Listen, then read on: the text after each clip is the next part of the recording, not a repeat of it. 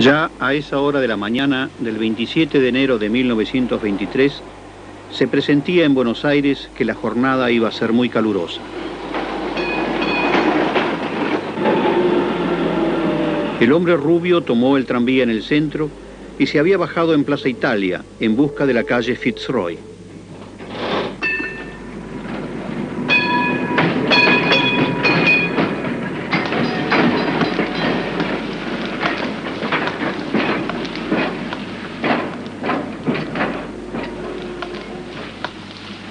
Lleva un paquete en la mano, que bien puede ser el envoltorio de su almuerzo o algunas herramientas de trabajo. Por su sombrero y su traje, no parece un argentino, más bien un europeo nórdico. Da la impresión de estar esperando a un amigo. Pero no, mira hacia la casa del coronel Varela, llamado por las clases bajas el carnicero de Patagonia. Lo acusan de haber fusilado a 1.500 peones rurales.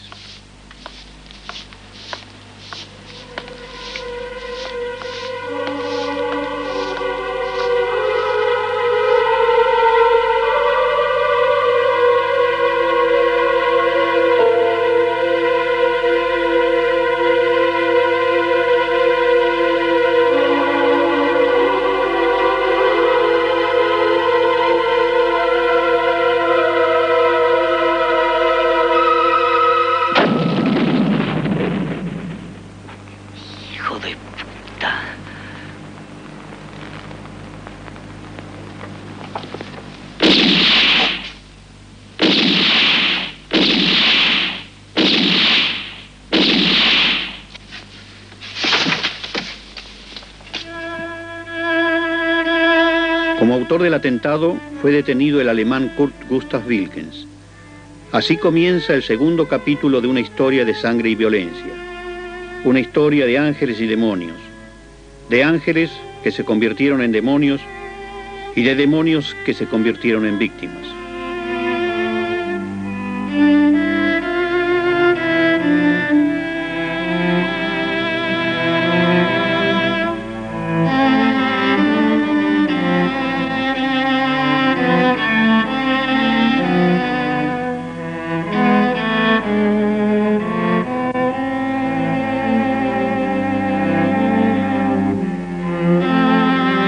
Wilkens nació en Bad Bramstedt, Alemania del Norte, en 1887, en el seno de una antigua familia burguesa muy bien considerada. Las tierras llanas del norte alemán, con su paisaje melancólico y de colores suaves, ha originado seres humanos de movimientos mesurados, circunspectos, amantes de la tranquilidad y la justicia. El Roland, símbolo de la justicia, preside la plaza de Bad Bramstedt. Frente a él, en épocas pasadas, sus habitantes cerraban trato dándose la mano. Era ley sagrada. En esa misma plaza, la casa natal de Kurt Wilkens hoy. Aquí, antes de los bombardeos de 1944. Así la vio Wilkens de niño. Die Eltern kamen beide aus bäuerlichen Familien. Paul Wilkens, el sobrino, nos relata hoy que los padres de Kurt Gustav eran de origen rural. Habían vivido siempre en esa región y eran muy laboriosos. El padre, alto, apuesto, de naturaleza robusta, exitoso y de reputación comercial en una amplia zona. Angesehen im weiten Umkreis. Die Mutter ein Kopf kleiner, zierlicher. La madre, más pequeña, delicada, se ocupaba todo el día del cuidado del hogar y de la educación de los hijos. Ya desde pequeño, Kurt Gustav demostró una fuerte personalidad en el círculo de sus 8 hermanos. Kurt sich gegenüber seinen übrigen 8 Geschwistern durchzusetzen. Luego de 9 años de estudio, Kurt Gustav hizo su aprendizaje en jardinería. Luego, debe cumplir el servicio militar. A los 19 años es incorporado a un regimiento selecto, al servicio directo de la Guardia del Kaiser en Berlín. 2 años de disciplina y de preparación para la guerra.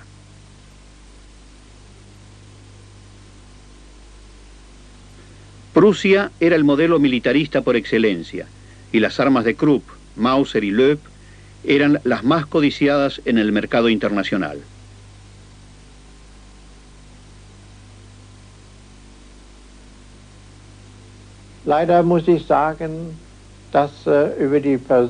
Debo decir que es lástima que sobre la persona y la vida de Kurt Gustav se conozca poco. Se dice que antes de la Primera Guerra Mundial se dirigió a Estados Unidos.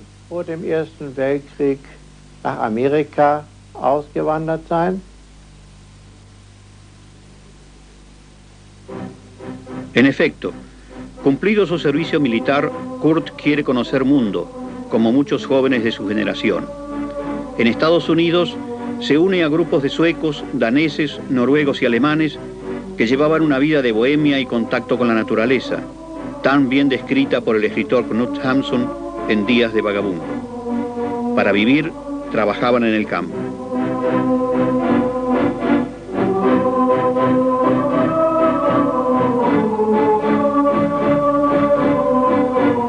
Con sus amigos, aprendió allí las teorías de Tolstoy, el conde ruso que predicaba el evangelio del amor y de la paz, el regreso al cristianismo de los primeros tiempos y la no violencia.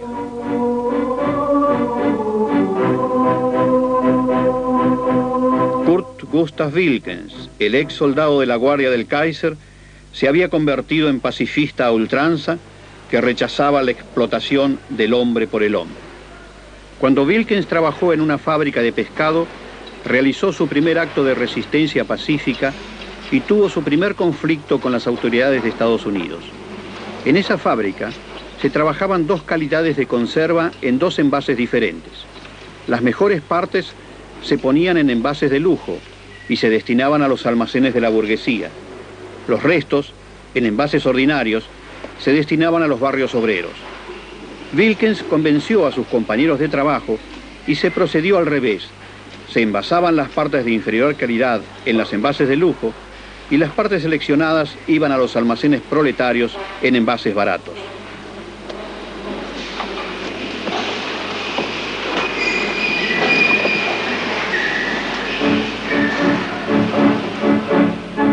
Cesanteado, Wilkens va a trabajar a las minas. En 1914 se niega al llamado a las armas que le llega de Alemania con motivo de la Primera Guerra Mundial y se gana la vida como minero en Arizona. Allí, en 1916, es orador en asambleas y porque habla bien el inglés representa a sus compañeros daneses, suecos, noruegos y alemanes. La huelga es derrotada y Wilkens y otros 1.168 mineros son confinados en Nueva México. Los diarios lo califican del rojo más peligroso del oeste. Wilkens escapa, pero es capturado y por ciudadanía alemana es llevado al campo de prisioneros de Fort Douglas. A fines de 1917, Wilkens escapa otra vez, pero es apresado al fin de la guerra y expulsado a su país de origen, Alemania. En Hamburgo tomará contacto con los socialistas libertarios de la Federación Anarquista en torno a Karl Langer, que editaba la revista Alarm.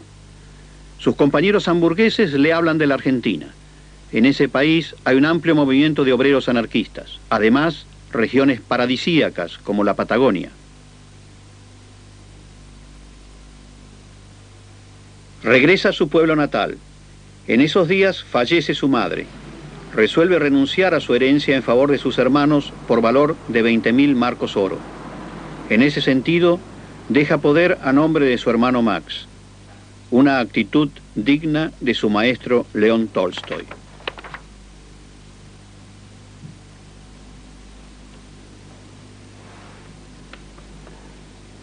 Un día después deja Alemania para siempre. Se embarca en el Brabant, en Ámsterdam, y arriba a Buenos Aires el 29 de septiembre de 1920. De inmediato parte para la Patagonia, al paraíso, el cielo de un azul profundo que se refleja en lagos de cristalinas aguas, bosques interminables, los olores de las hierbas y el perfume de las flores silvestres. Aquí se podía fundar la nueva sociedad antiautoritaria en la ayuda mutua, el equilibrio de la naturaleza. De aquí iba a salir el hombre nuevo, y no de los barrios fabriles de las grandes ciudades, donde ya el niño salía enfermo por falta de sol y libertad. Recorre en tren las pampas sin horizonte y comienza a trabajar en los frutales de Río Negro, en Chipoleti. Pero la realidad es otra. En esas regiones idílicas, donde 50 años antes habían sido eliminados ya los mapuches y tehuelches, encuentra Wilkens la más descarnada forma de explotación.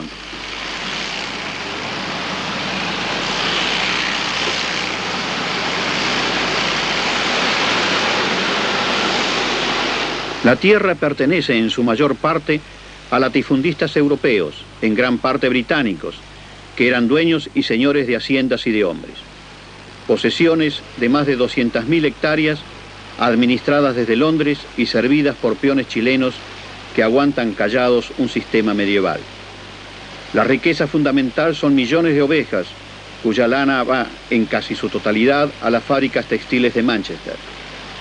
Cuando llega Wilkens se habla ya de la crisis de la lana. Hay inquietud en los trabajadores rurales. Esa experiencia de Wilkens es desconsoladora y destructora. Su imagen de fraternidad, su altruismo, no pueden soportar esta realidad social. Quiere regresar a Estados Unidos con sus amigos libertarios.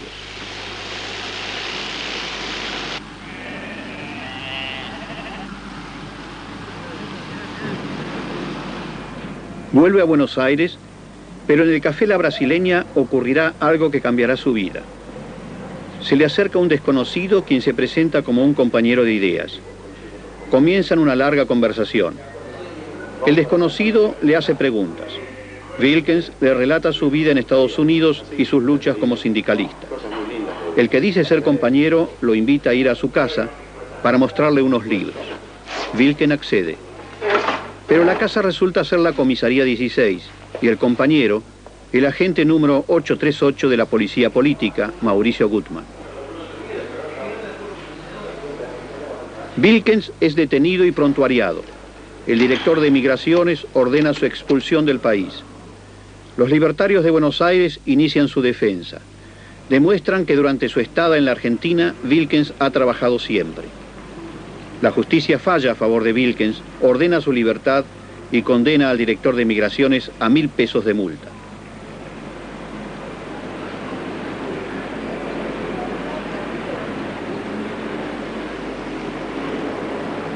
Wilkens, agradecido por la actitud de los compañeros de ideas, decide quedarse en Buenos Aires para luchar por otros detenidos políticos.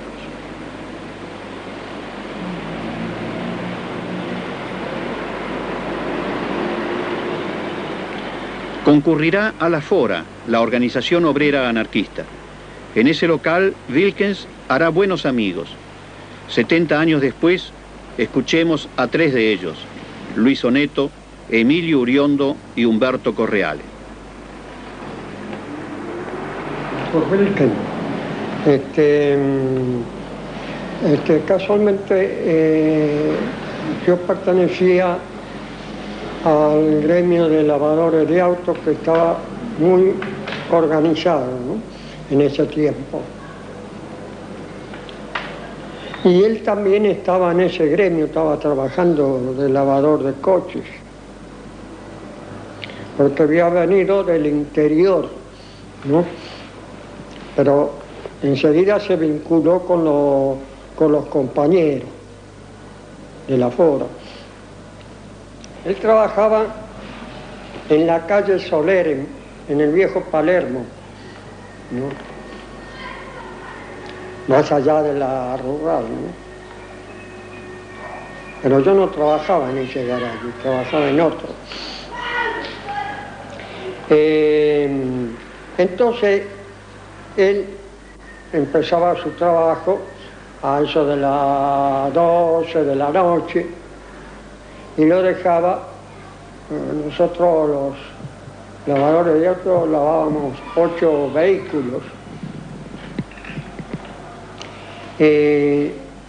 Más o menos dejaba a las 6, las 7 de la mañana el trabajo.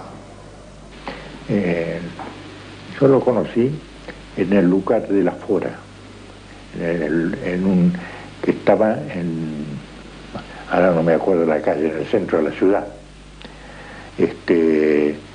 Un hombre muy tranquilo, casi no hablaba con nadie, se sentaba en un banco y se ponía a leer, y ya sabía yo, por Delgado, por sus compañeros que había ahí, que estaba trabajando como lavador de autos. Entonces hablando con Rosina, sí, dice, el compañero Will, que es un gran compañero, ha venido así, y entonces vino la unión. Era un hombre de una expresión risueña, la verdad que trasuntaba mucha bondad. Hasta hubo momentos que la impresión que daba de que fuera un evangelista, ¿no? Un tipo de extracción cristiana. Esa es la sensación que tuve yo siempre.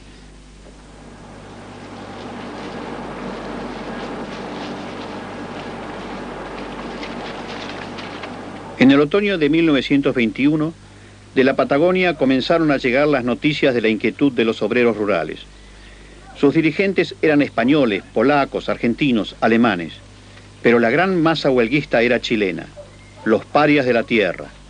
Estas eran sus humildes exigencias. Lo voy a leer. Pliego de condiciones. Primero, quedan abolidos los camarotes. Segundo, en cada casa de peones habrá un lavatorio para higiene, para lavarse. Tercero, la luz será por cuenta del patrón. Un paquete de velas mensual por cada peón. Cuarto, cada estancia tendrá un botiquín con instrucciones en castellano y no en inglés. Quinto, sueldo mínimo para ovejeros, campañistas y arreadores, 100 pesos. Sexto, para fomentar el aumento de la población, se dará preferencia a los peones con familias y con hijos. Y no como ahora, que se conchaba solamente a los solteros. Séptimo, los estancieros deberán reconocer como único organismo representante de los obreros a la Federación Obrera de Oficios Varios de Río Gallegos, adherida a la Fora.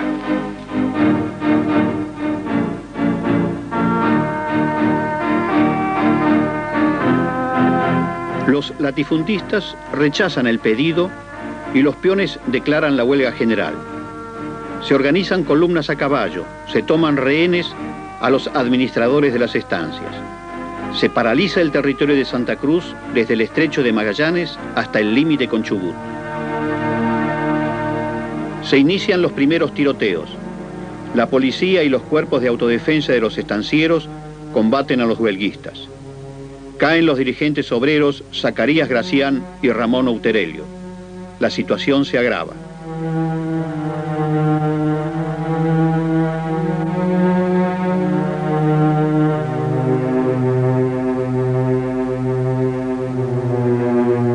El gobierno central de Irigoyen tiene temor que Inglaterra envíe marinería en defensa de las propiedades de sus súbditos. El ministro del Interior, doctor Gómez, envía al teniente coronel Varela al sur. Esto pasa de castaño oscuro. 5 gendarmes muertos. Usted tiene que ir a ver qué pasa. Mientras el juez nos dice una cosa, el gobernador nos dice otra. Santa Cruz es una bolsa de gatos. El problema es serio. Hay muchos intereses en juego. Hasta del exterior nos presionan. Comprendo, señor ministro, pero quisiera tener órdenes más precisas. ¿Usted habló con el señor presidente? Sí, pero se limitó a decirme, vaya, teniente coronel, y cumpla con su deber. Ni una palabra más, mi amigo. Vaya y cumpla con su deber.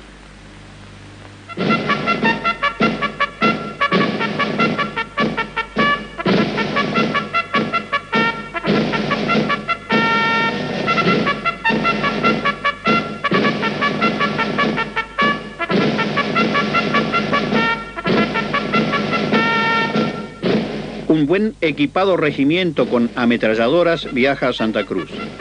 Allí se incorporan a las tropas los administradores de estancias y los empleados de tiendas que ayudarán a los militares a reprimir. Ya en tierra, Varela traslada a sus tropas desde Puerto Deseado para sorprender a los huelguistas.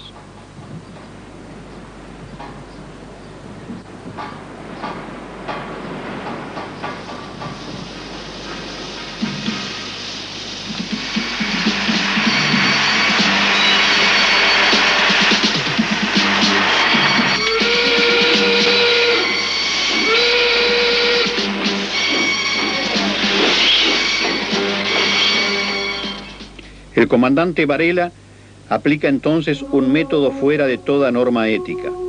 Hace atraer a los dirigentes obreros para ofrecerles conversaciones. Los hace apresar y los fusila, como en el caso del dirigente criollo Facón Grande en la estación Jaramillo.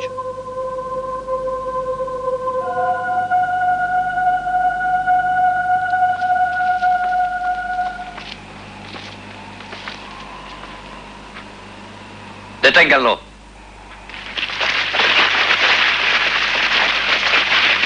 ¡Esto es una traición! Llévenselo. ¡Apunten! ¡Así no se mata un criollo! ¡Fuego!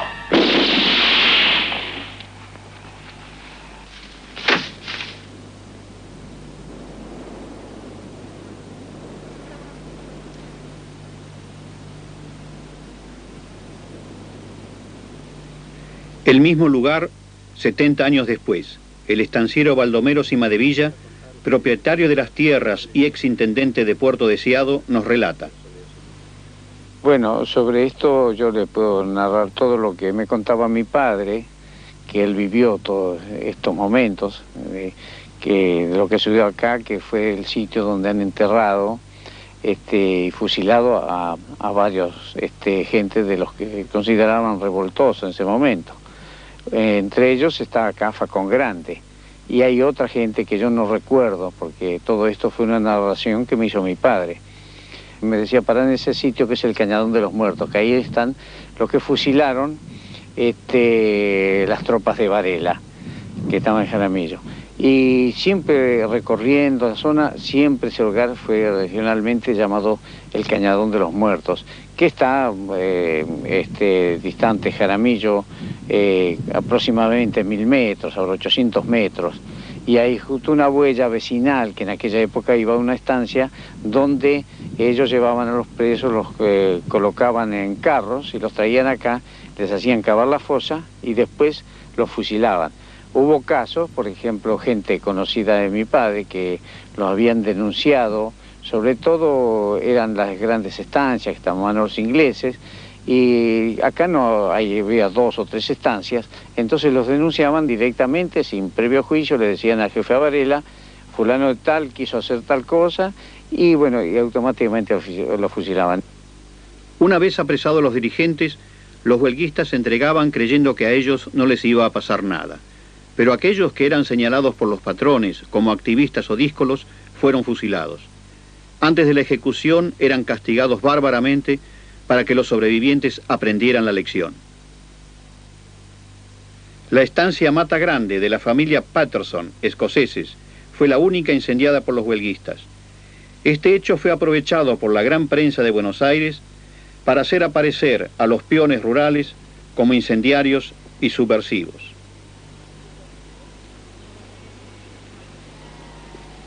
La casa hoy, tal como fue reconstruida. El galpón, que no fue quemado en aquel entonces, en la actualidad.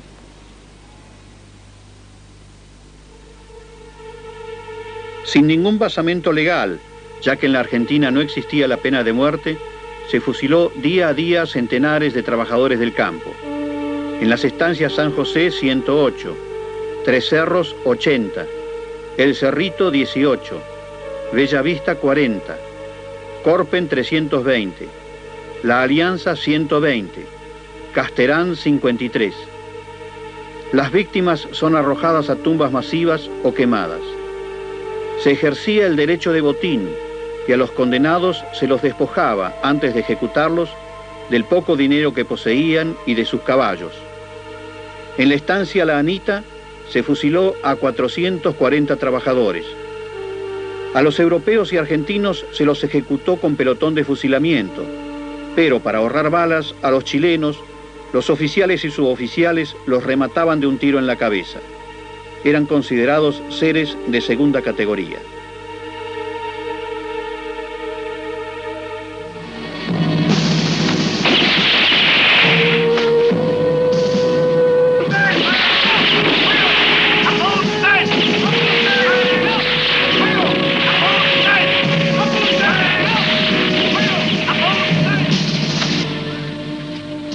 Bueno, lo que sucede es que cuando vino Varela, acá a estas zonas que cuando llegó empezó la represión, Varela, claro, venía digamos, un regimiento, una tropa regular, y no tenían conocimiento de lo que era esto. Y hubo una represión muy dura, porque el problema es que no había justicia, por lo menos darle algún derecho a defenderse al individuo. Tal es así que considero la muerte de Facón Grande fue hecha muy arbitraria, porque por lo menos hubieran hecho un juicio previo. Ellos se entregaron y bueno, lo hubieran detenido, hubieran juzgado, digamos, eso. Que eso es lo inconcebible, claro, uno lo analiza en esta época. Los estancieros celebraron eufóricamente la derrota de la huelga, homenajeando al coronel Varela. Los diarios de la época informaron detalladamente sobre la gran fiesta de despedida. El recuerdo de vuestra actuación en la Patagonia perdurará en la memoria de sus habitantes como enseñanza de lo que son capaces los hombres inspirados en el cumplimiento del deber y en la grandeza de la patria.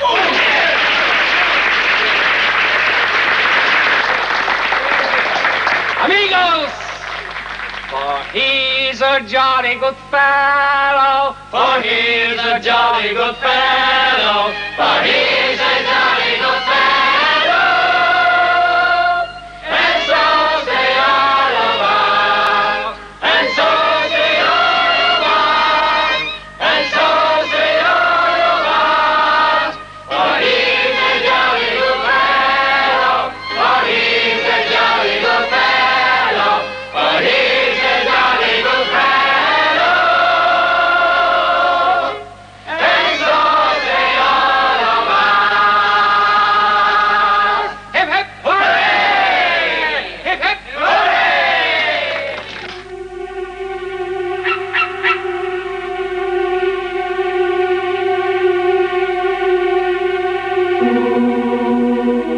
La derrota de los trabajadores del campo fue total.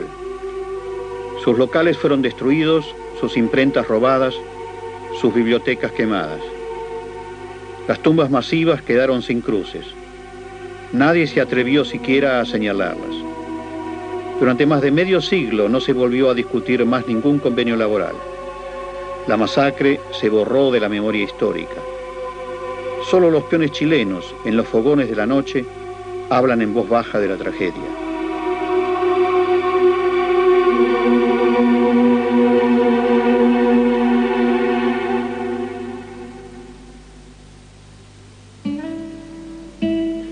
Kurt Wilkens había conocido al trabajador patagónico y al hombre de las amplias llanuras. Los amaba entrañablemente por su sentido de la amistad, su hospitalidad, por su humildad y sencillez.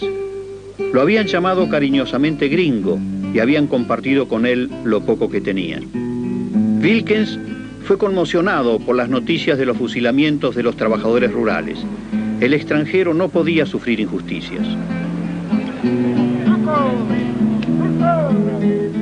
Desde ese momento concurre a todos los mitines donde se informa de lo ocurrido y se mezcla con la gente de pueblo para escuchar lo que opinan. Guarda siempre silencio, no emite opiniones. Solo una vez se le oye decir: Si ese coronel sigue viviendo, volverá a cometer una segunda masacre.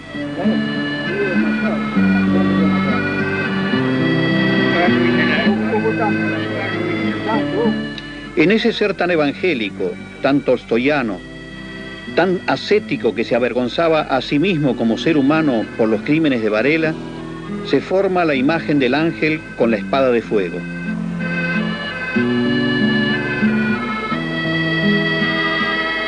Y entonces resuelve hacerlo a Varela. Entonces va solo a hacerlo a Varela. Pero con la condición de que estaba el coche de Dositeo Caballero a una cuadra de ahí para levantarlo una vez de hecho.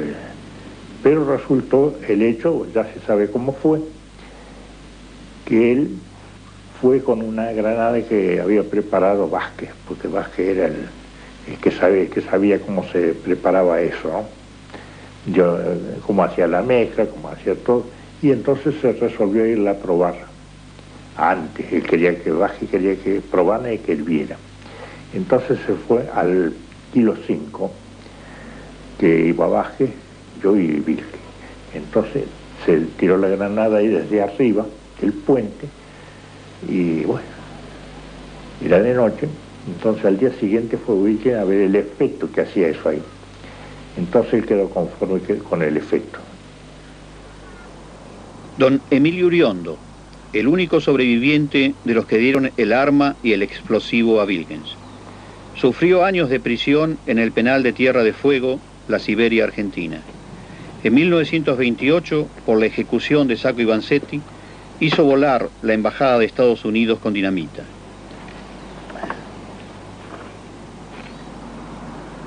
En el atentado contra Varela, un compañero quiso ayudar a Wilkens, pero este no aceptó.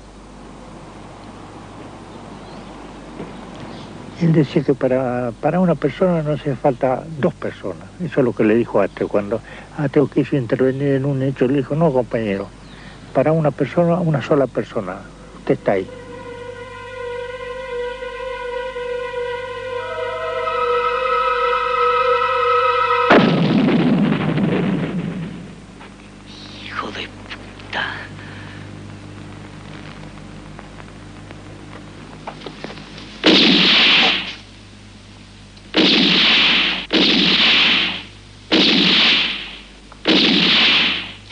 A la absoluta precisión con que Wilkens había preparado el atentado, se cruzó un imprevisto.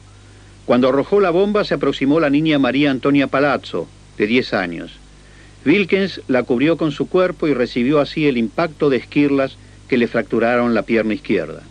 No pudo huir y fue detenido por el policía Nicanor Serrano, quien lo castigó duramente.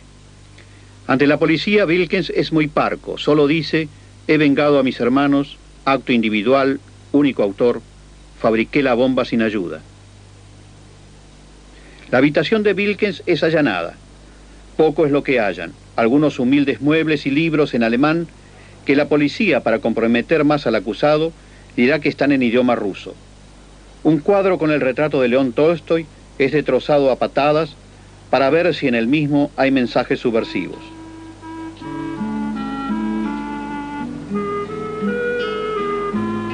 El acto de Wilkens es saludado en las asambleas obreras. Toda la izquierda, sin excepción, lo considera su héroe. Hablan del derecho del individuo para matar al tirano. Hasta hay un poco de vergüenza en los trabajadores que haya tenido que ser un extranjero el que hizo justicia. El diario La Pampa Libre editará un número especial que titulará Gringo Gaucho. Hermano Wilkens, reciba un abrazo de los gauchos compañeros de La Pampa, que los consideramos un ejemplo de la justicia del pueblo pobre. Humberto Correale, obrero portuario, 90 años de edad.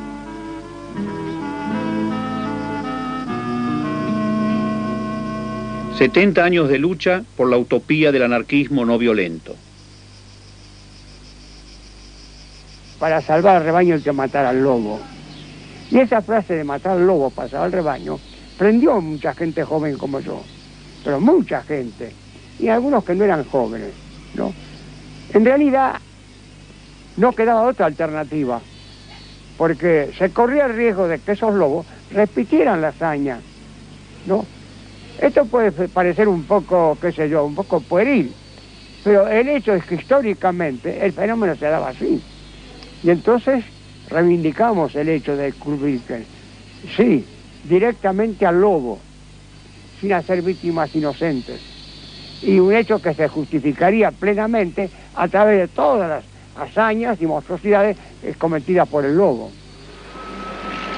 Wilkens fue enviado a prisión. Los presos comunes y políticos lo recibieron con aplausos y vivas. Cuando se le levantó la incomunicación, el diario Crítica le hizo un reportaje en la enfermería de la prisión. El periodista describe a Wilkens como un hombre culto que no habla bien el español, pero que se hace entender. Ante la pregunta de por qué hizo el atentado, responde: no fue venganza. Yo no vi en Varela al insignificante oficial. No, él era todo en la Patagonia, gobierno, juez, verdugo y sepulturero. Intenté herir en él al ídolo desnudo de un sistema criminal. Pero la venganza es indigna de un anarquista. El mañana no quiere rencillas, ni crímenes, ni mentiras. Desea vida, amor, ciencia. Wilkens escribe desde la cárcel a los amigos que fue operado sin anestesia de la pierna. Le extraen 10 centímetros de hueso. Deberá caminar toda la vida en muletas.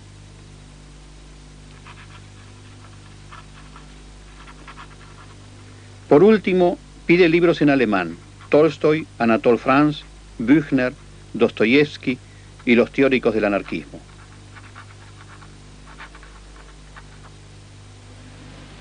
Porque a él, cuando vino preso, lo tenían en los calabozos especiales que había, que daban a la calle Pasco,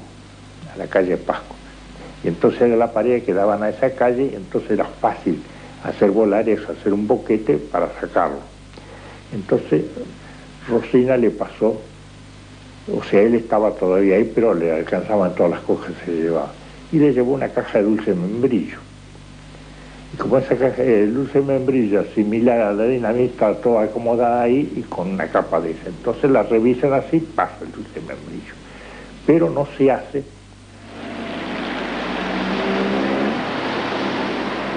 Los compañeros no llegarán a tiempo para liberarlo. Días antes había entrado como guardiacárcel a la prisión un miembro de las brigadas fascistas, Pérez Millán Temperley, pariente lejano del coronel Varela.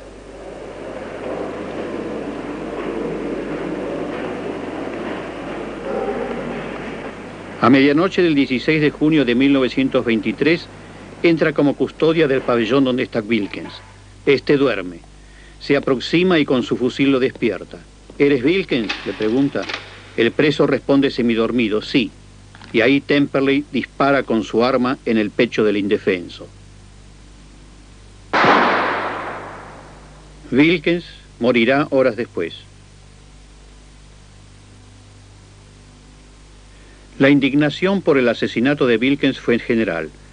La Central Obrera declaró de inmediato la huelga general en todo el territorio de la Argentina. Fueron jornadas de gran violencia en las que el pueblo salió a la calle a protestar. No era un paro pacífico, era un paro de acciones. Entonces, los obreros, panaderos especialmente, que eran los más aguerridos y bien organizados en esa época, estaban haciendo una asamblea en el local de Bartolomé 3270 porque no pudieron hacerlo en la Plaza 11, porque lo prohibió la policía. Entonces ahí se produjo un violento tiroteo.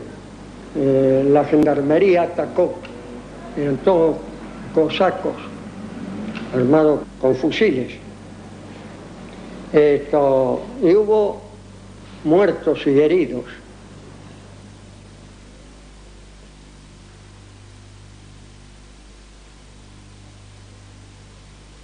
Y la gente se conmovió. Entonces, la Cora organiza un acto, ¿no? Y empieza a fluir gente, que no tiene nada que ver ni con el movimiento obrero, ni con el anarquismo, ni con ninguna cosa de... Pero es que el hecho que se vino operando, la manera como se vino operando el proceso de liquidación de Kurt Wilkens, conmovió mucho a la opinión pública y produjeron mucho repudio, ¿no? Con toda la razón del mundo, no porque uno fuera parcial del asunto, sino porque en realidad era así. Ahora, hay una justicia, los condenan, la justicia burguesa los condena, macanudo, pero esa secuela de persecución hasta el asesinato, ¿no? Es una cosa que a la gente no le gustó. Las noticias de la muerte de Wilkens llegaron a Alemania, donde se realizaron mitines de protesta y de homenaje al caído. 2 años después, amigos de Wilkens lo vengaron matando a su asesino. El coronel Varela fue muy pronto olvidado por políticos y militares. En su tumba hay una sola placa que dice: los británicos de la Patagonia al coronel Varela, ejemplo de honor y disciplina en el cumplimiento del deber.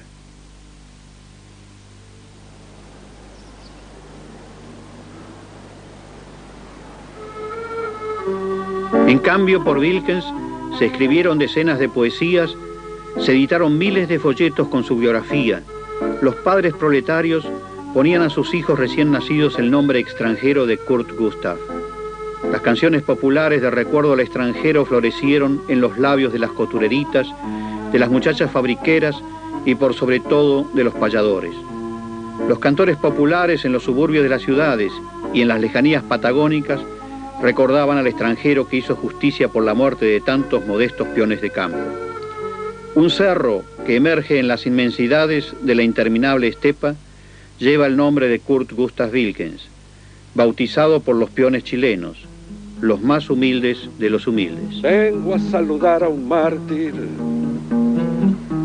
generoso de la idea, que se echó la cruz al hombro con vocación nazarena.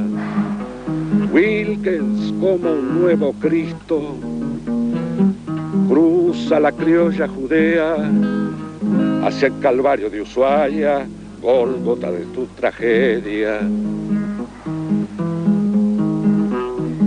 Wilkens nos recogió el guante que el prepotente Varela nos arrojara en la cara, declarándonos la guerra.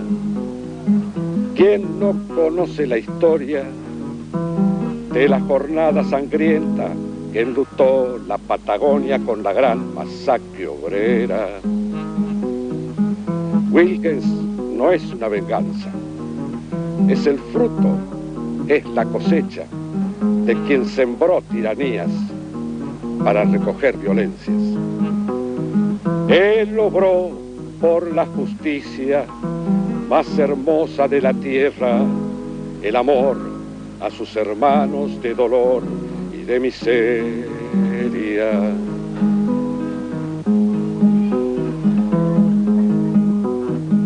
Wilkens no es una venganza, es el fruto, es la cosecha de quien sembró tiranías para recoger violencias.